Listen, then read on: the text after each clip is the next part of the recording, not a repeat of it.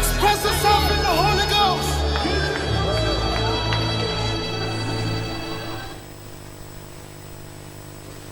Mesdames, mesdemoiselles et messieurs, nous vous disons shalom par la grâce de notre Seigneur Jésus.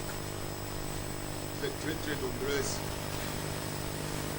en train d'être connectés sur notre chaîne.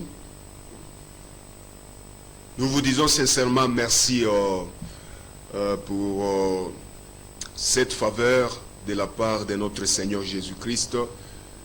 Et il nous a fait du bien, voilà pourquoi nous sommes là.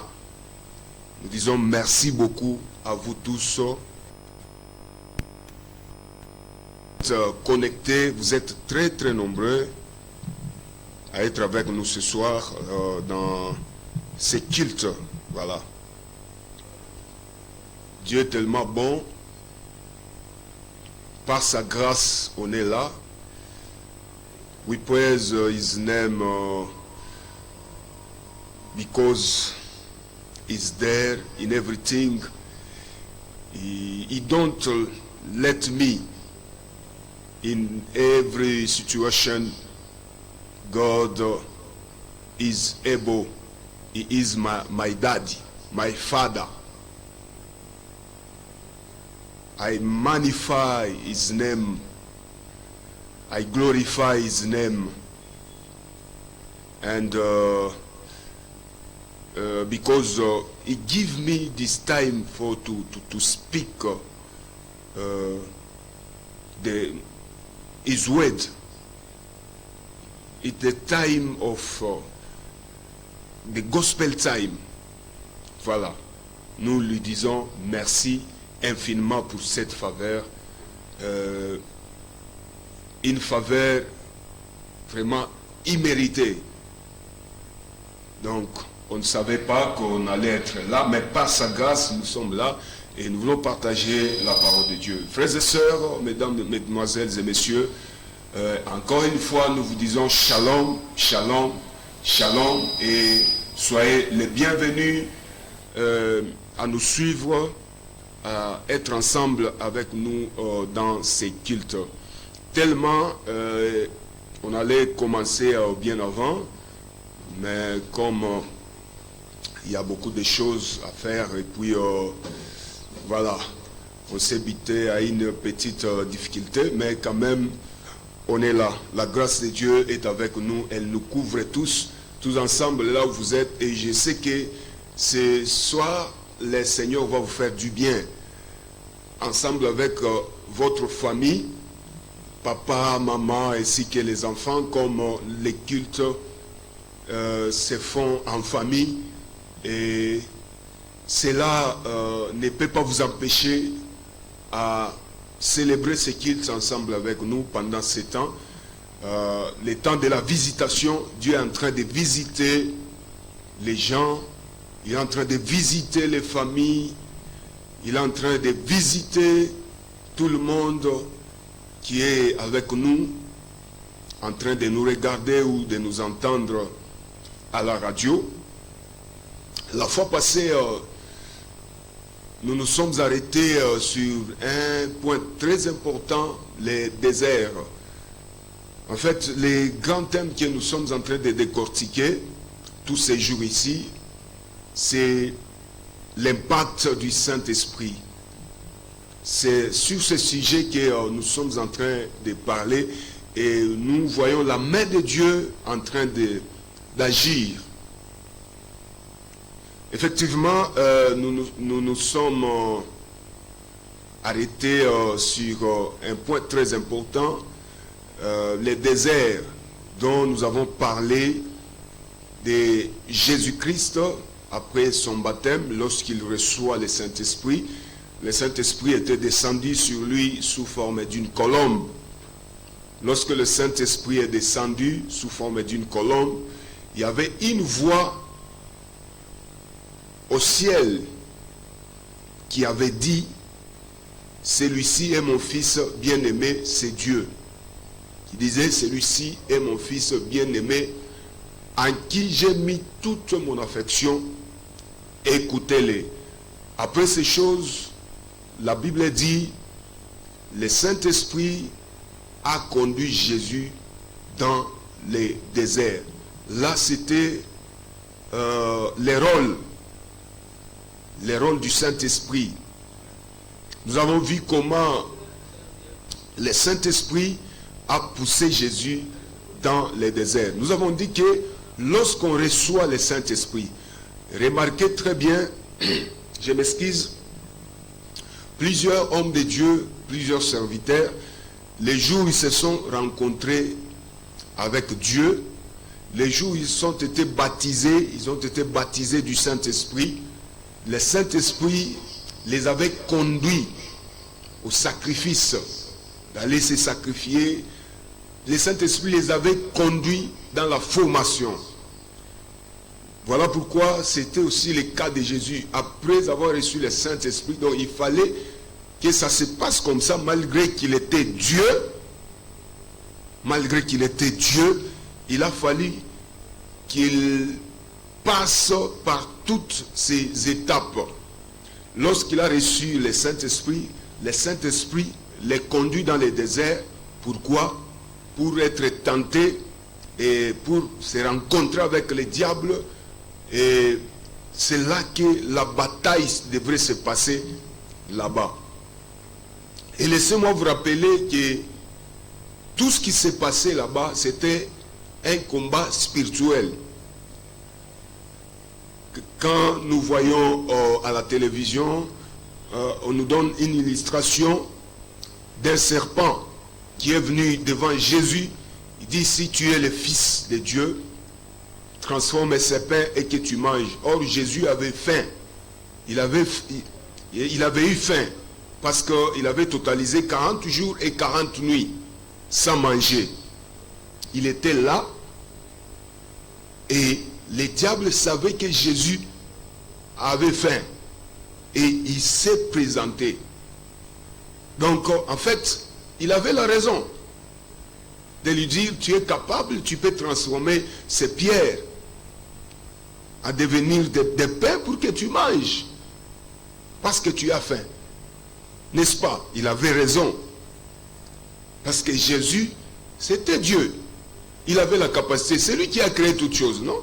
La Bible dit, toutes choses ont été faites par la parole.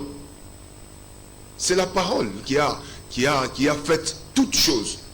Alors, on va dire qu'il avait raison. C'est pourquoi, mais Jésus, la réponse de Jésus était que l'homme ne vivra pas du pain seulement, mais de toute parole qui sortira de la bouche de Dieu. Alors, j'ai dit là-bas un point très important, que on n'écoute pas le diable même quand il a raison. Parce que dans chaque raison du diable, il y a toujours eu un piège. Donc, c'est de cette façon-là que Jésus ne pouvait pas faire ce que le diable lui a ordonné. Sinon, ça allait être un ordre. Donc, Jésus devrait accepter. Donc, c'était un piège. Donc, si Jésus devrait le faire parce que le diable avait dit, non, c'était déjà un piège. Donc, Jésus devrait se soumettre à l'ordre du diable. Alors que Jésus est Dieu, ça ne pouvait pas se passer comme ça. Voilà pourquoi Jésus l'a dit, l'homme ne vivra pas du pain seulement. Le diable, quand il se présente, il pousse les gens au matériel. Pendant que vous êtes en jeûne et prière, vous cherchez la face de Dieu, vous cherchez la main de Dieu dans votre vie. Lui, il va pousser. Il va vous pousser à penser toujours au matériel, à penser toujours aux choses charnelles qui ne sont pas nécessaires pour votre vie. Alors effectivement, il avait raison de dire ça, mais parce que c'est le diable, Jésus ne pouvait pas accepter ces propos. Donc, voilà pourquoi je rappelle à tout le monde, mes frères et sœurs, mesdames, mesdemoiselles et messieurs, je vous rappelle que même quand le diable a raison, si c'est un propos qui vient du diable, n'acceptez pas. N'acceptez pas. N'acceptez pas tout ce que les gens du monde des ténèbres vous disent. Mais surtout, il faut écouter le Saint-Esprit. Écoutez les hommes de Dieu. Comment ils sont en train de vous orienter. Donc vous devrez vous confier aux hommes de Dieu pour réussir. C'est comme ça. Alors, le Saint-Esprit a poussé Jésus dans le désert. J'avais dit, le désert, c'est toute une autre vie. Quand vous vous retrouvez dans le désert, c'est pas pour ne rien faire. Quand vous vous retrouvez dans le désert, c'est avec un objectif. Dieu sait pourquoi vous êtes dans le désert. Dieu sait ce qu'il veut de vous. Lui-même sait. Parfois, l'homme peut être ignorant. Il ne sait pas pourquoi il est en train de passer par ces moments très difficiles. Pourquoi toutes ces choses lui arrivent.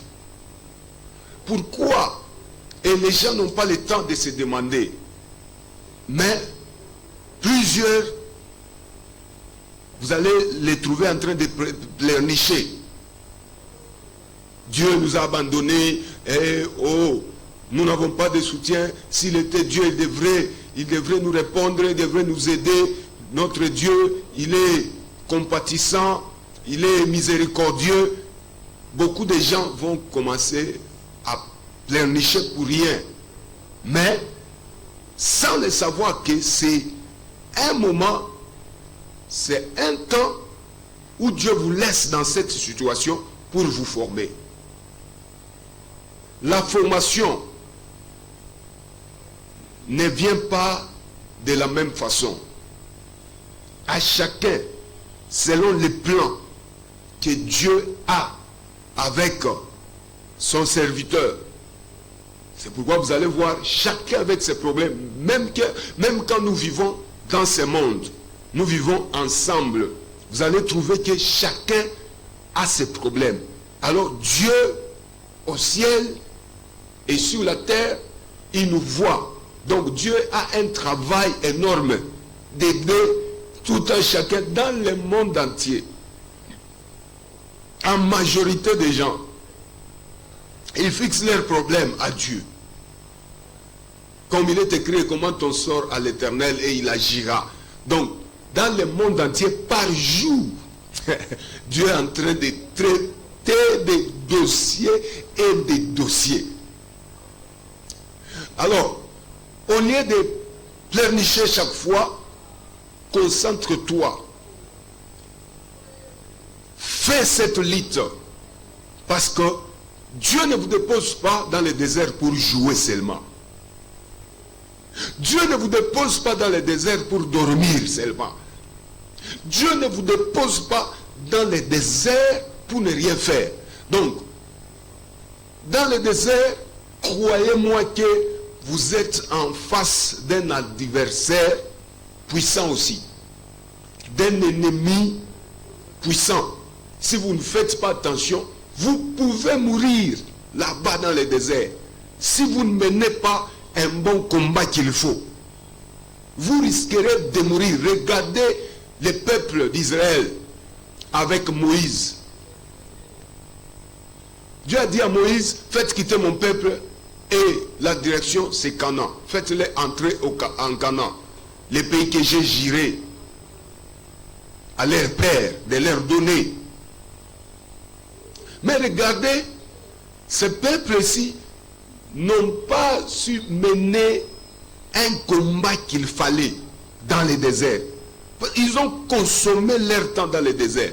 Et puis, dans le désert, si vous croisez les bras Vous dites que je suis fatigué de la prière, je suis fatigué à jeûner, je suis fatigué à entendre la parole de Dieu, je suis fatigué à servir le Seigneur. Là, c'est déjà un échec. Et quand vous dénoncez sans que l'ennemi ne soit pas tombé, croyez-moi, vous pouvez mourir au désert. Ça veut dire votre situation restera la même situation jusqu'à ce que vous mourrez. Voilà pourquoi vous allez voir plusieurs personnes tombent dans les déserts. Parce que là, le diable n'est pas loin. Il y a des tentations par-ci, par-là. Le diable va vous tenter sur la chose dont vous en avez besoin. Le diable va vous tenter sur la chose qui vous manque, dont vous en avez besoin. Il va vous tenter toujours sur ça. Les peuples d'Israël, lorsqu'ils étaient affamés, lorsqu'ils avaient soif, ils ne faisaient que murmurer. Ils ne savaient pas quoi faire. Et puis, vous savez pourquoi les peuples d'Israël avaient traîné au désert 40 ans. 40 ans dans le désert. Pourquoi? Parce qu'ils ne comprenaient pas que c'est l'endroit où ils étaient, c'était un endroit de la formation. Dieu était en train de les former. Bien aimé dans le Seigneur, je m'excuse, ça peut être toi aussi, là où tu es, là où tu me regardes, là où tu m'entends dans la radio. Ça peut être toi aussi, le moment où tu passes, tu es dans le désert. Dieu cherche quelque chose. Il veut que tu comprennes. Alors, pour entrer en Canaan, il faut avoir d'abord une bonne compréhension. Dieu veut que tu comprennes au désert. Tu ne comprends pas toujours. Et ta situation ne fait que s'empirer. Bien aimé, si la solution, on les trouvait à la montagne, on les trouvait peut-être dans les Djangwa,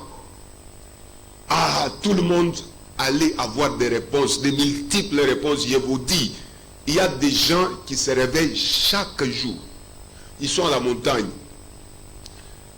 Ils prient, mais rien. Ils ne voient rien. Pourquoi? Parce que la vie chrétienne, ce n'est pas la montagne.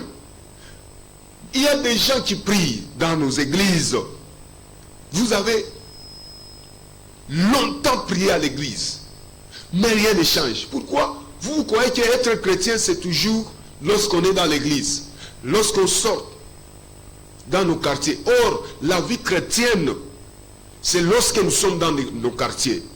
La vie chrétienne, c'est lorsque nous sommes dans nos maisons. La vie chrétienne, ça ne se fait pas à l'hypocrisie.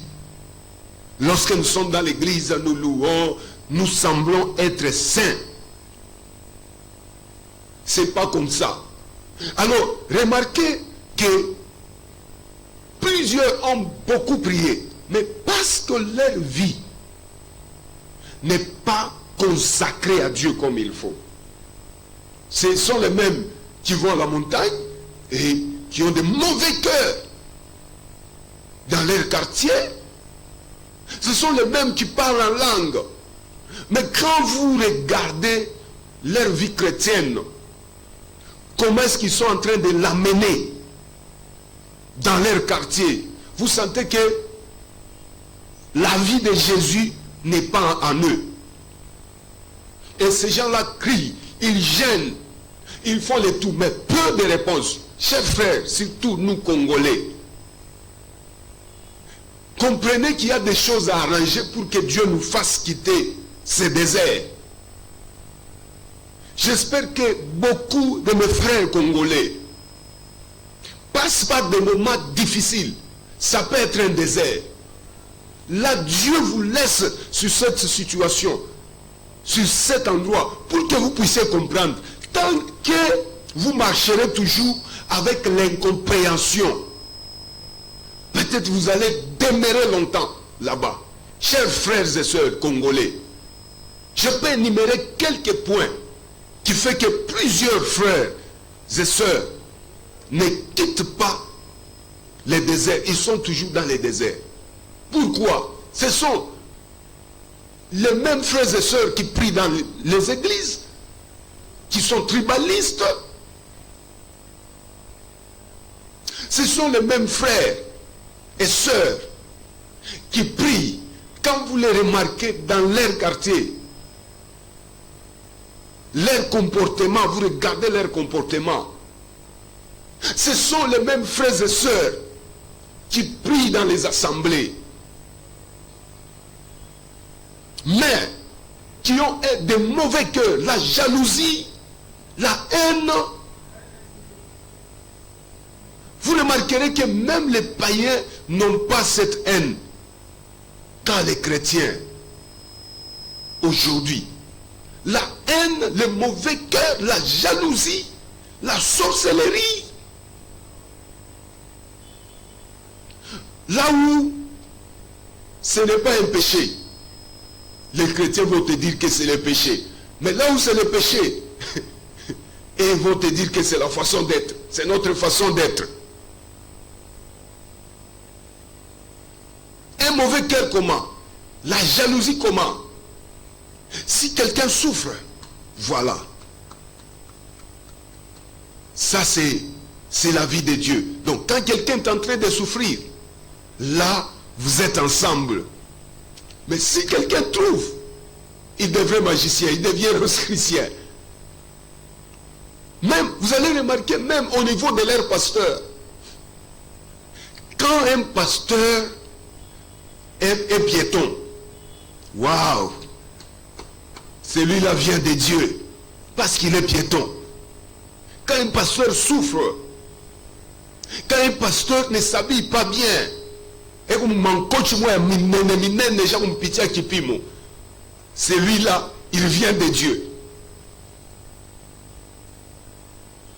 Mais ou soit un pasteur, lui ne voyage pas, il voyage à Kachtoka Kerinja pays, lui là il vient de Dieu. Mais vous allez remarquer que quand un pasteur commence à rouler seulement, il a sa jeep, il roule, il commence à voyager. Celui-là, c'est un franc-maçon. Si un pasteur souffre, il est piéton, lui vient de Dieu. Mais celui-là qui roule, ou soit, s'il veut voyager, il a sa jet privée. Il est bien aimé dans le Seigneur. Abandonnons ses mauvais cœurs. Celui-là, c'est un franc-maçon.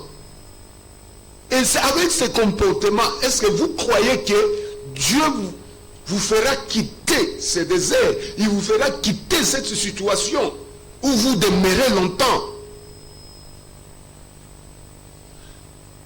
Le peuple d'Israël qui avait fait 40 ans dans le désert, c'est eux-mêmes qui ont voulu totaliser 40 ans parce qu'ils ne voulaient pas comprendre Dieu. Mes frères et sœurs chrétiens congolais,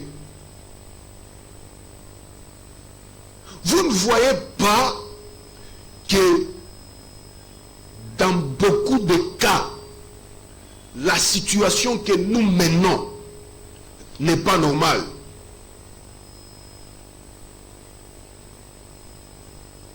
Dans 2 Chroniques, chapitre 7, verset 14, la Bible dit, si mon peuple sur qui est invoqué mon nom. Ça veut dire ceux qui prient. Ceux qui prient. Si mon peuple sur qui est invoqué mon nom. Ceux qui se disent nous sommes chrétiens. Ceux qui se disent nous sommes des pentecôtistes. Nous sommes des protestants. Nous sommes catholiques.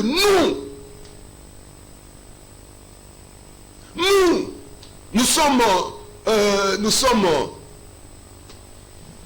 les saints des derniers jours. Nous sommes. Vous-même, vous savez. Si mon peuple sur qui est invoqué mon nom, donc ça veut dire, c'est pas ceux qui sont païens, ceux qui prient, s'humilient. Vous écoutez très bien.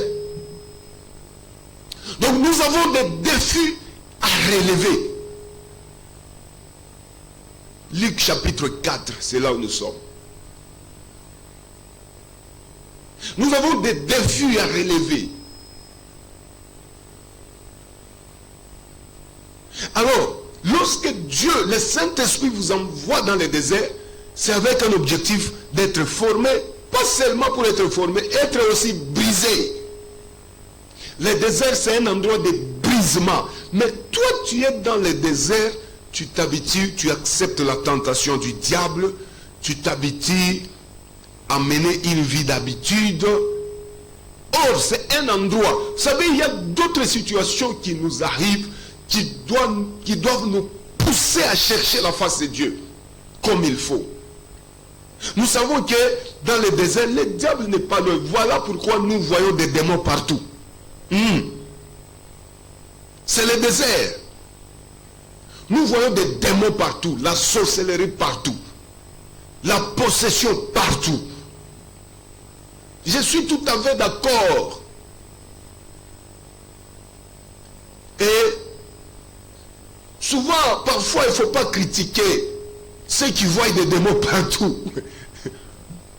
Nous savons les milieux sur lesquels nous vivons.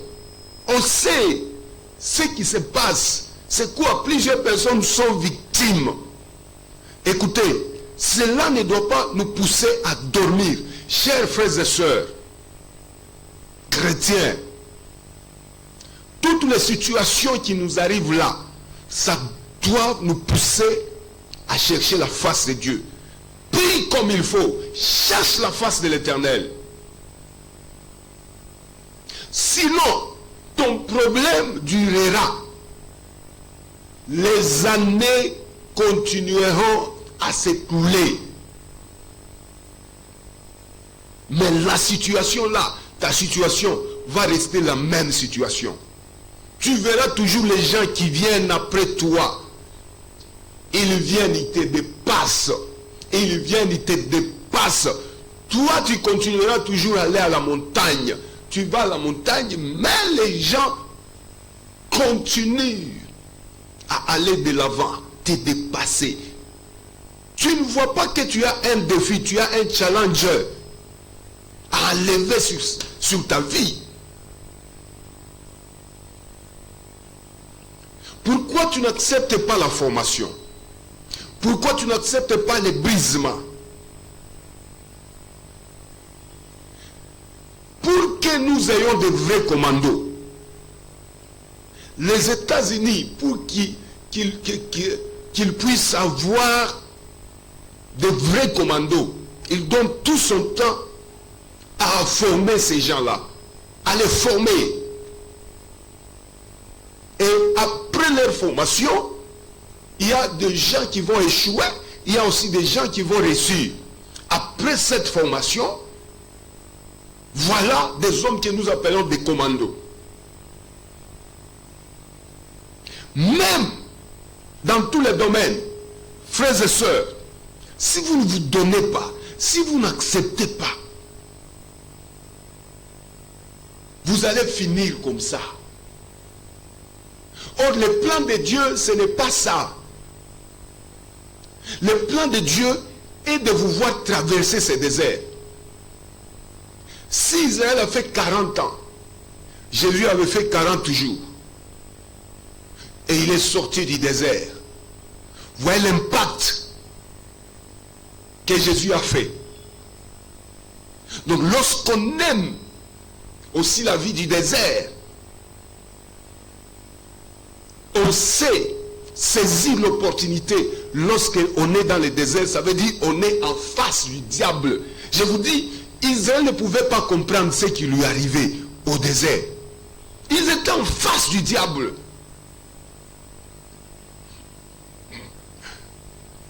Bien-aimés, il y a des serpents dans le désert. Nous trouvons des serpents très venimeux. C'est dans le désert. Le désert, c'est toute une autre vie. Une vie inexplicable. Une vie compliquée. Une vie où on peut faire sortir son effort. On peut faire sortir toutes ces expériences, mais rien du tout. Le désert, c'est quand parfois tu as besoin que le ciel s'ouvre sur toi, le ciel ne s'ouvre pas. Dans le désert, tu peux prier, Dieu ne te répond pas. Dieu te regarde et le ciel peut devenir contre toi. Dans le désert. Dans le désert, je peux dire c'est un ring où Dieu te laisse toi seul avec le diable, avec l'ennemi qui semblait être très fort. Dieu veut que tu renverses cet ennemi pour qu'il te donne ce dont tu as besoin. Vous croyez que Dieu peut vous donner seulement comme ça? Vous demandez la percée, Dieu vous donne la percée comme ça. Vous demandez la gloire, Dieu vous donne la gloire comme ça. Vous demandez la grandeur, Dieu vous donne la grandeur comme ça. Non, si c'était comme ça, tout le monde allait être grand. Si c'était comme ça, tout le monde allait être glorieux. Mais je vous dis, ce n'est pas facile. Ce n'est pas facile. It is not easy. It is not easy. Ce n'est pas facile. Dieu ne travaille pas comme ça. S'il veut te donner quelque chose de valeur, d'abord, toi-même, tu dois te faire valeureux. Tu dois commencer par travailler comme il faut. Tu dois commencer par accepter cette formation, être formé. Plusieurs échouent au niveau de la formation. Plusieurs aiment quand ils voient quelqu'un qui est déjà au sommet. Il veut être seulement au sommet sans pour autant passer par la formation. Même la Bible dit, voilà pourquoi il a été souverainement élevé après avoir été humilié. Il s'est humilié. Alors, au moment de la formation, c'est là où plusieurs tombent. C'est là où plusieurs échouent. Tu peux envier celui-là qui est au sommet. Celui-là qui fait l'impact. Tu peux l'envier. Mais quand il s'agit de la formation, à ce niveau-là, vous croyez que Dieu peut prendre les choses de valeur et donner à quelqu'un qui n'a pas la valeur? Dieu peut prendre les choses de valeur, donner à un cochon. Est-ce que vous pouvez comprendre ça? C'est un cochon. Même quand tu l'habilles, tu prends les habits de valeur. Tu l'habilles. Tu habilles un cochon. Il va aller se jeter dans la boue. Dans les, comme on appelle chez nous ici les bimbotés là. Ce cochon-là ira se jeter. Et il va salir tous les habits de valeur que tu l'avais habillé. C'est comme ça avec Dieu. Il ne peut pas t'aider lorsque tu es à l'image de cet animal-là. Vous pouvez comprendre pourquoi cet enfant prodigue, ce fils prodigue, commençait à manger les mêmes aliments avec les cochons, les porcs. Vous savez pourquoi? Et quand il était sorti de la maison de son père, il était sorti comment? Il avait tout. Il avait demandé à son père, donne-moi ta part, donne-moi ma part. Je vais aller faire ma vie ailleurs. Mais comme en lui, il avait cet esprit d'un cochon, d'un porc, cet animal-là. Alors, c'est là où plus tard, il devrait se retrouver et en train de vivre avec ces cochons, manger avec ces cochons, et sa vie était devenue une vie de cochon. C'est comme ça que plusieurs personnes font. Et puis vous, dans cette vie de cochon-là, vous croyez que Dieu peut vous valoriser? Vous croyez que Dieu peut vous donner quelque chose de valeur? Dieu sait. Les grands économistes du monde, c'est Dieu. C'est Dieu. Dieu sait ici si je donne à celui-là, Ouyu, Kamila Mukabouria, Ouyu, Atalabisha, Ouyu, Apanambari, Pakapa, Atalabisha. Dieu sait, il connaît que Ouyu Kamila Mupa, ça va. Ouyu, ça va. Mais Ouyu en a délivré. Si je lui donne, il ira vivre avec les cochons. Dans peu de temps, il va tout abîmer. Alors Dieu se méfie de toi. C'est pourquoi nous devons savoir que Dieu, s'il veut vous accorder ce dont vous avez besoin, commencez d'abord vous-même par accepter la formation de Dieu sur votre vie. Je vous dis, si aujourd'hui nous avons des géants dans tous les domaines, nous avons les grands, ils ont une passé de là où ils sont venus. Dans la vie de l'homme, il y a 3 temps. Il y a le passé, il y a le présent, il y a aussi le futur. Laissez-moi évoluer comme ça. Il y a le passé, il y a le présent, il y a le futur. Je sais que tu as ton passé.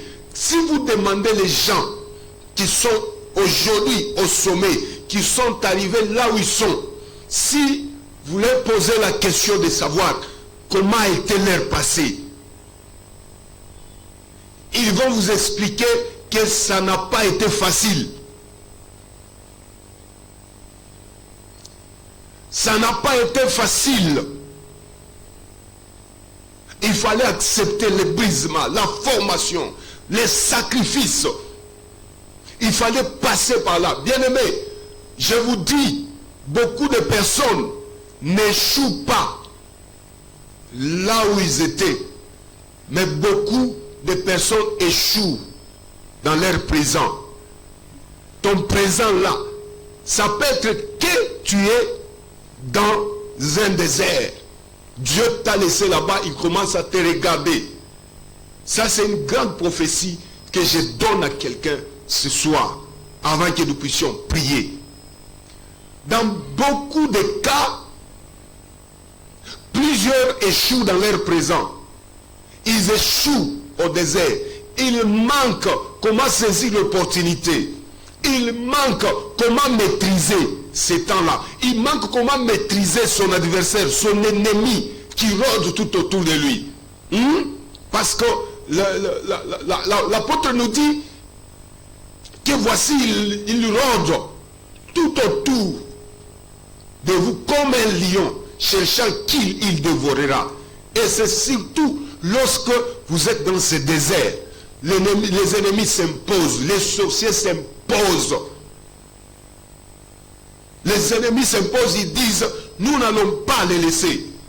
Et toi tu es là, si tu n'acceptes pas de te donner à Dieu comme il faut, si tu n'acceptes pas de te sacrifier dans la vie de la prière, de se consacrer dans la vie de prière, les jeûnes et prières, si tu n'acceptes pas qu'on te conseille, tu n'acceptes pas de lire la Bible, tu n'acceptes pas de donner le temps à Dieu, si tu es distrait, l'ennemi va te battre et tu manqueras d'entrer de voir les bons futurs, la bonne destinée qui est devant toi, qui t'attend. Bien-aimé dans le Seigneur, je vais vous dire que, bien que présentement, vous vivez ce que vous vivez aujourd'hui, il y a une bonne destinée qui vous attend. Lorsque vous allez réussir à faire tomber l'ennemi, à faire battre l'ennemi, parce que le Saint-Esprit envoie Jésus-Christ dans le désert pour aller rencontrer les diables et les battre, les combattre, les faire tomber. Alors, vous ne montez pas, vous n'arrivez pas au sommet tant que vous n'avez pas encore fait tomber l'ennemi, qui est le diable, aujourd'hui, qui est devant vous. Vous ne pouvez pas aller au sommet tant que vous ne parvenez pas à relever, à faire tomber tous les défis qui se présentent devant vous aujourd'hui, présentement. Vous ne pouvez pas atteindre le sommet pendant qu'il y a des montagnes et des montagnes aujourd'hui que vous n'avez pas réussi à franchir. Dans la formation, il y a accepté la souffrance. Dans la formation, je me rappelle à l'époque, pendant qu'on vivait la vie scolaire, on pouvait se réveiller chaque jour à 5 heures pour se laver et puis donc à la distance là où il y avait l'école, donc il faut se réveiller à 5 heures. On se lave, on s'apprête, tout, et puis nous partons. Il faut qu'avant 7 heures juste, nous soyons à l'école. Et lorsqu'on siffle, 7 heures juste, on siffle, tu n'es pas à l'école, tu n'es pas déjà dans la cour. On ferme la barrière, c'est tout un problème. Ça sera une punition. Et c'était dans la tête que si j'arrive après 7 heures juste, on va me punir, on va me fouetter, soit on me met à genoux pendant combien? 2 heures du temps. Je suis là, les autres sont en classe, et je suis à genoux, je vais rater les cours. Soit, si ça, donc cette vie devient, donc chaque jour, ça devient quotidienne, on va me chasser, on va m'excommunier de l'école, et tout ça c'est déjà travaillé à moi, donc je dois être à l'école à temps. Si il arrivait que dans 10 minutes on va siffler, je ne suis pas encore dans la cour, donc il faut que je commence à courir. En cours de route là, on courait là, avec nos mallettes. Donc il faut que cet témoin me retrouve dans la cour de l'école. Remarquez que plusieurs chrétiens ne veulent pas mettre la discipline. Parce que d'abord la formation, pour être bien formé, ça demande d'abord la discipline. La discipline, c'est cette vie qu'on se donne là. Et ça doit être une vie quotidienne. Cette discipline-là, pour avoir quelque chose, pour ne pas subir une punition, pour ne pas subir un malheur, on se donne une autodiscipline. On s'autodiscipline pour s'échapper à une punition, à un malheur ou à quelque chose qui déplore. Alors vous remarquerez que plusieurs chrétiens n'ont pas cette discipline. Ils aiment la vie de désordre, ils aiment marcher en désordre, ils se réveillent en désordre, ils dorment en désordre. Ils font les choses comme ils veulent. Et vous voulez que Dieu vous amène au sommet? Vous enviez les autres là. Vous les enviez comment? Pendant que vous ne voulez pas vous donner cette discipline-là? Frères et sœurs. Donc vous croyez que Dieu, c'est un Dieu de désordre. Il peut faire tout ce que vous voulez. Donc lui, Dieu peut faire tout ce que vous voulez parce que vous l'avez engagé. C'est vous qui avez engagé Dieu. Ou soit c'est vous qui l'avez créé. Vous ne comprenez pas que vous avez une destinée à atteindre. Mais commencez déjà aujourd'hui, dès aujourd'hui. Le Saint-Esprit n'est pas quelque chose de facilité. Lorsque le Saint-Esprit est en vous, il doit vous amener à ce niveau-là, la formation. Et pour avoir une bonne formation, il faut accepter la discipline, il faut accepter, parce qu'il n'y a pas la formation sans formateur. Dites Amen. Je vous donne ce que le Saint-Esprit me donne maintenant. Le reste, je mets d'abord à côté. Nous allons y arriver petit à petit. Il n'y a pas la formation sans formateur.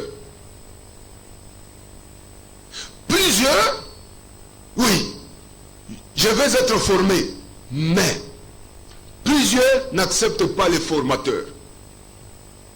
Plusieurs ont des problèmes avec ce que leur formateur leur donne. Si le formateur te dit, tu dois faire ça pour améliorer ton travail, pour monter, pour quitter le niveau ou la dimension, le niveau que tu as, pour monter un peu, il faut faire ça. Plusieurs n'acceptent pas et n'obéissent pas. Ils n'obéissent pas à ce que leur formateur leur donne. Ils peuvent accepter, oui.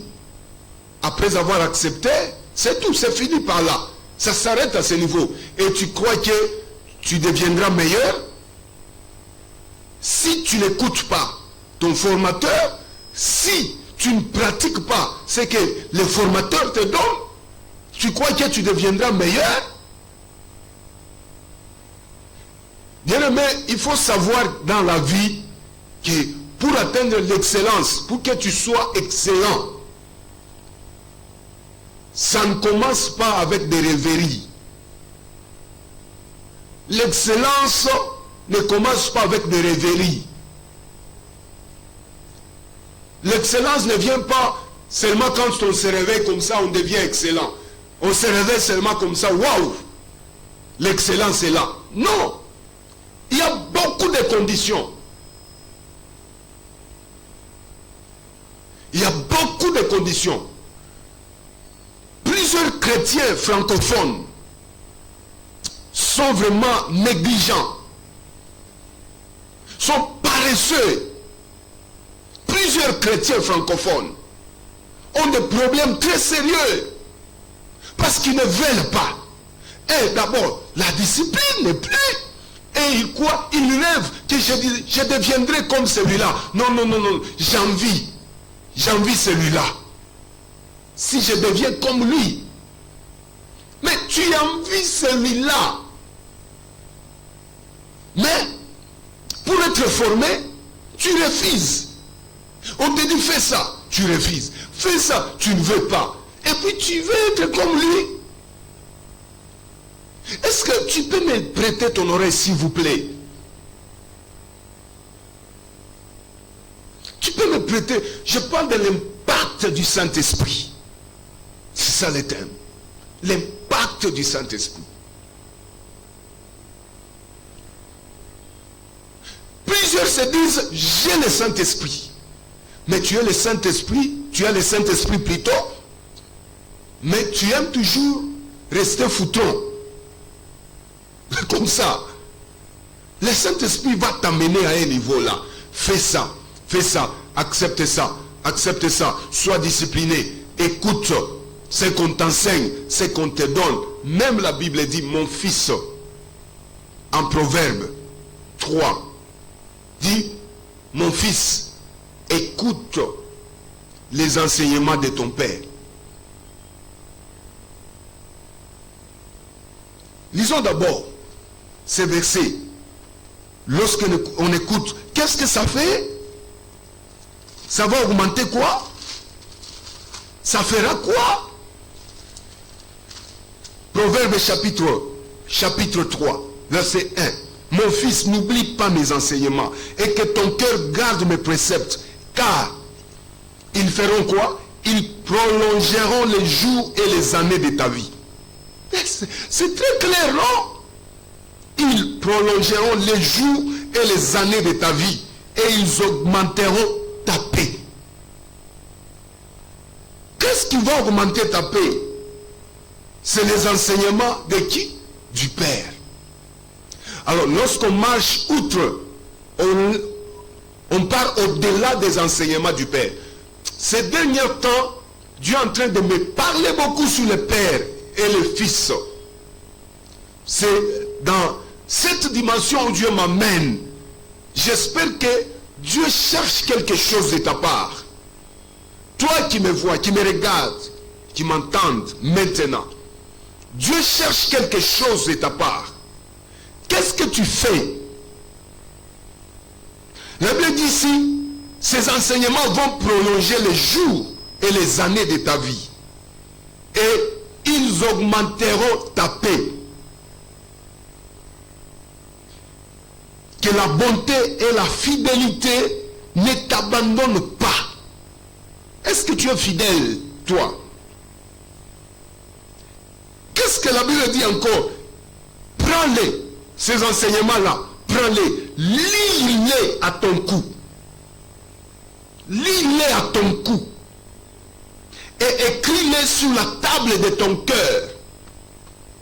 Ça veut dire que partout où tu marches, tu es lié à ces enseignements. Quand tu es lié, alors ce lien-là va prolonger les jours de ta vie. Les jours et les années de ta vie. Et puis, ça va augmenter même la paix. Tu manques la paix parce que aushikiake. Unakosa salama. Ingina ina mademo. Parce que aushikiake. Mashikio yako mishoka basha kuipeleka wapi? Bile biote bataonesha aushikie. C'est pourquoi on a constat la paix. Il y a des gens qui manquent la paix. C'est pas parce que non. Kubantu bengine wankosa salama ni kosa mashikio. Mashikio yako wewe ushakuyeka wapi? Ushakuyeka wapi? Mashikio yako wewe.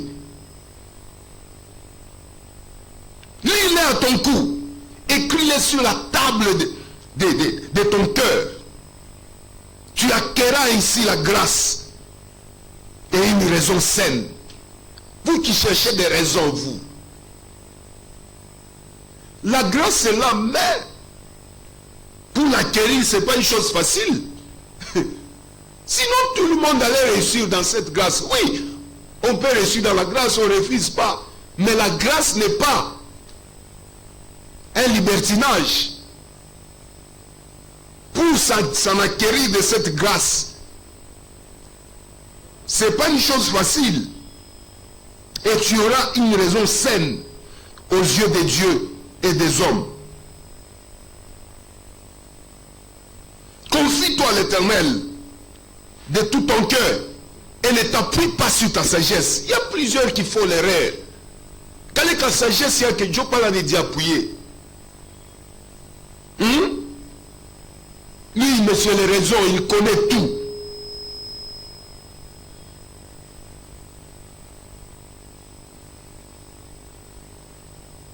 Ne sois point sage à tes propres yeux. Crains l'Éternel et détourne-toi du mal. Ce sera la santé pour tes muscles et un rafraîchissement pour tes os. Honore l'Éternel avec tes biens et avec les prémices de tout ton revenu. Là, je ne suis pas là aujourd'hui. Alors tes greniers seront remplis d'abondance. Mon fils, dans le verset 11, dans le verset 10, on dit, alors tes greniers seront remplis d'abondance et tes cuves regorgeront de mou. Mais dans le verset 11, on dit, mon fils, ne méprise pas la correction de l'Éternel et ne te fais point de ses châtiments. Car l'Éternel châtie celui qui l'aime, comme un père châtie l'enfant qu'il chérit. Heureux l'homme qui a trouvé la sagesse et l'homme qui possède l'intelligence. Alors toi, comme tu ne veux pas la discipline, tu ne veux pas être formé,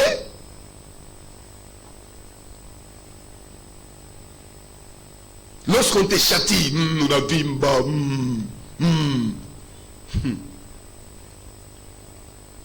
mais nous menons quelle vie chrétienne que nous menons?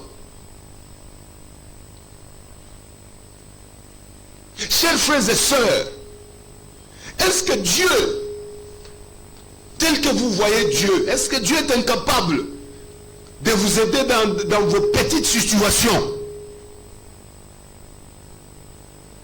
Les petites situations que vous avez, les petites difficultés, est-ce que Dieu ne peut pas vous aider tel que nous le voyons? Quand tu regardes celui-là, comment il a réussi, tu ne te poses pas la question.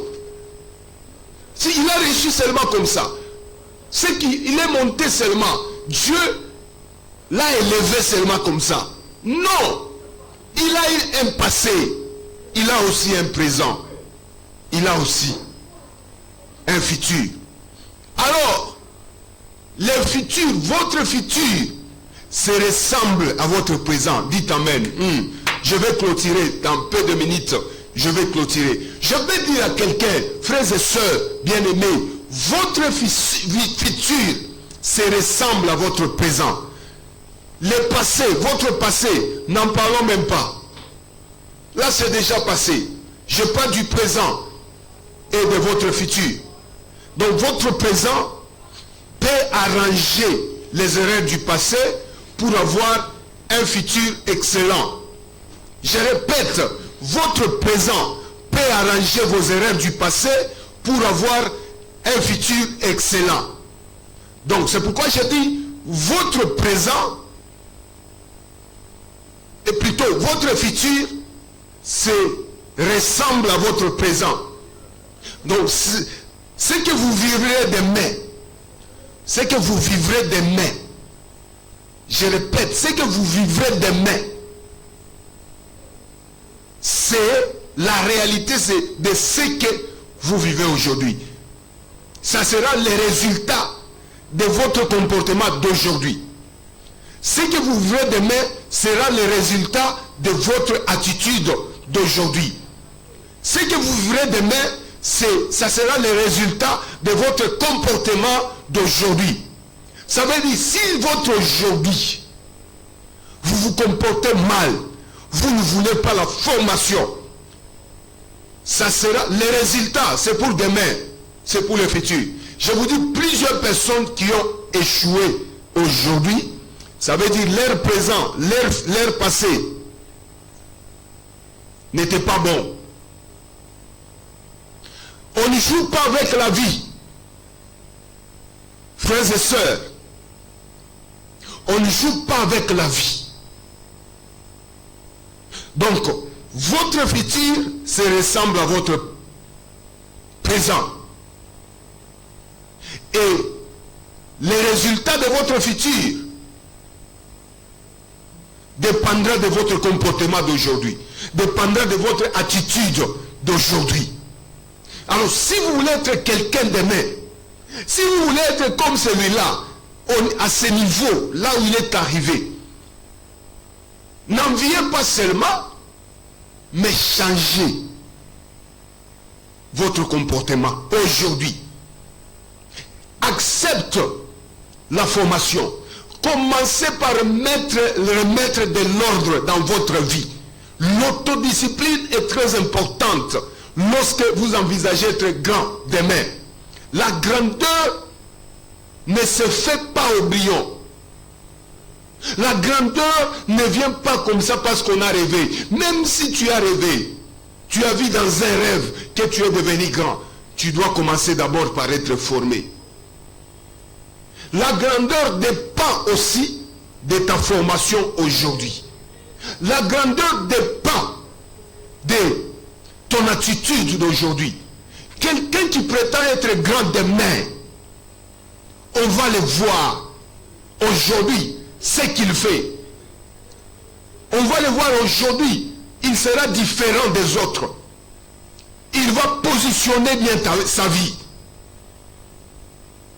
C'est celui qui prétend être grand demain. Il va donner tout son temps à la formation. Il va accepter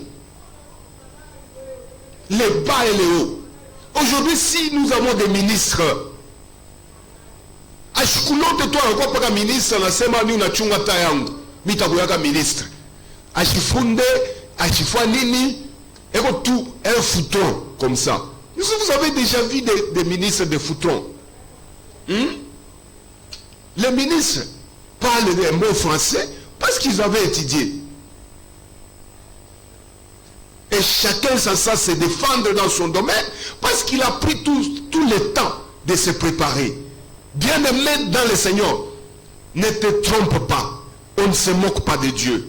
Ce qu'un homme aura semé, c'est le présent. Ah. Hein, mon frère, Isma, ce qu'un homme aura semé, c'est le présent. Ce que tu auras semé aujourd'hui, c'est ce qui sera ton résultat de demain. Ce que tu auras fait aujourd'hui, c'est ça ton résultat de demain. On ne se moque pas de Dieu. Ce qu'un homme aura semé, il le récoltera. Alors, c'est pourquoi tu vois, il y a des gens qui envient les autres. Ah, en tout cas, Maïcha. Ah, Kamikwata Saye. Est-ce qu'on a oukula natoka? On a bingapi munaripita?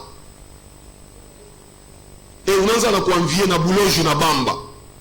On a seni kwe saye. Bien aimé, tu peux même, on a kubamba ta boulogne. Jou kwe saoule, utalukula na majimu parce que tu veux précipiter le temps. Il est certain qu'il y a quoi vous dire préparer. Toi, tu as joué avec la vie.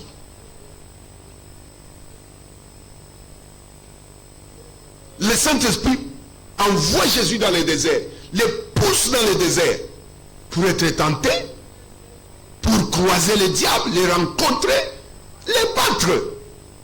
Vous voyez, le diable est venu. Il a dit à Jésus, transforme ce pain. Jésus a dit, l'homme ne vivra pas du pain seulement.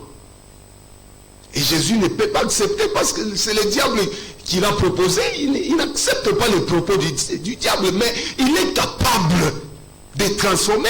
Mais je vous dis, quelqu'un qui a transformé 5 pains et 2 poissons, qui les avait multipliés, il a quoi, il y a mingi.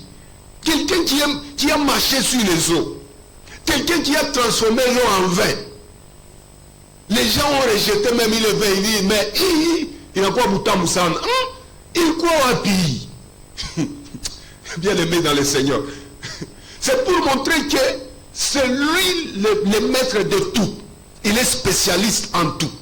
En vin, il est spécialiste en tout. En pêche, il est spécialiste. Dans la fabrication de pain, lui-même d'abord, il est le pain de vie. Donc, est-ce que ça pouvait être impossible de transformer ces pierres en pain? Non.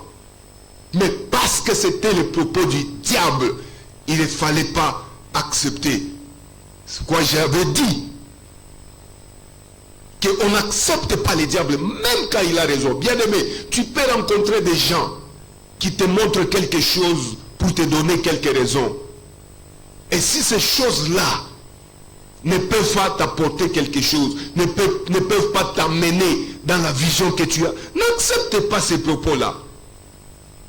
Il y a des gens par influence des gens. Ils agissent. Ils font les agissements par influence des autres. Bien aimé. Et si tu es là pour agir seulement selon l'influence des autres, tu finiras mal. Je te dis vrai. Alors, les diables, Jésus lui a dit, l'homme ne vivra pas du pain seulement.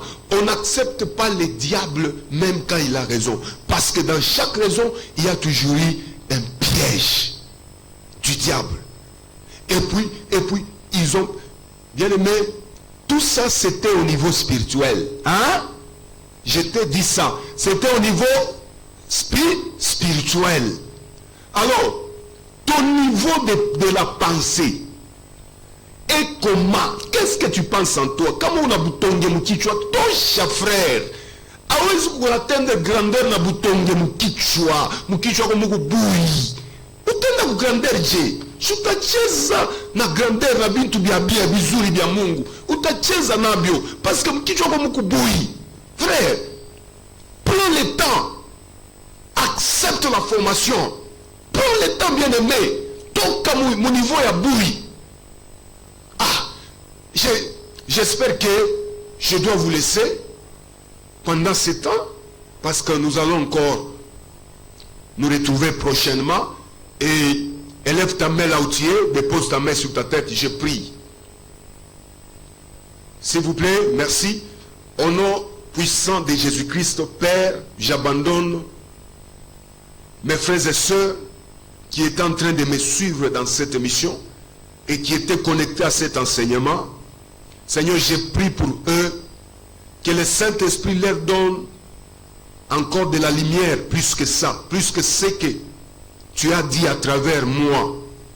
Seigneur, que tu leur donnes la lumière, de la lumière afin qu'ils comprennent, que tu éclaires leur intelligence, leur conscience, leur cœur, afin qu'ils comprennent qu'est-ce qu'il faut pour atteindre la grandeur, pour avoir l'impact, pour impacter. Parce que nous sommes loin pour impacter. Et aujourd'hui, on ne voit pas cette impactation-là. Ce sont les chrétiens qui sont à la fin, qui sont les dernières des derniers.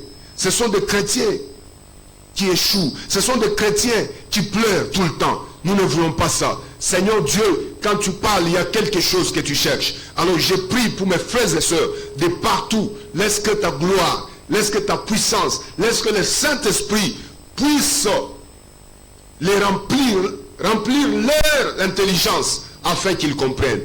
Merci Père. Je bénis notre pays, la RDC. Je bénis ma province. Je bénis ma commune. Et je bénis les frères et sœurs qui étaient connectés avec nous. Seigneur, dans ce moment de confinement de Covid-19, nous voulons que tu nous fasses du bien. Que tu fasses du bien à tes enfants, à tous les chrétiens en général. Nous savons qu'avec toi, nous vivons. Alors nous croyons en toi que nous allons passer par ces moments critiques. Nous voyons même Israël, il a passé des moments compliqués, mais il vivait toujours. Merci Jésus. Laisse que tous ceux qui te donnent leur confiance puissent vivre en paix et en sécurité en toutes choses au nom de Jésus-Christ. Amen.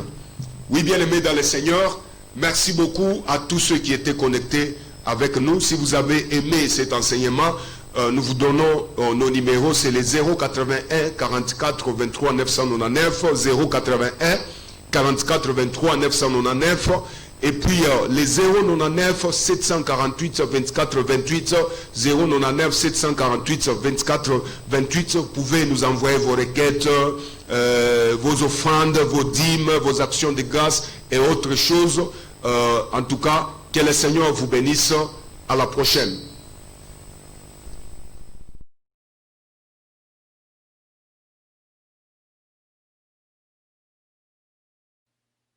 You are the God who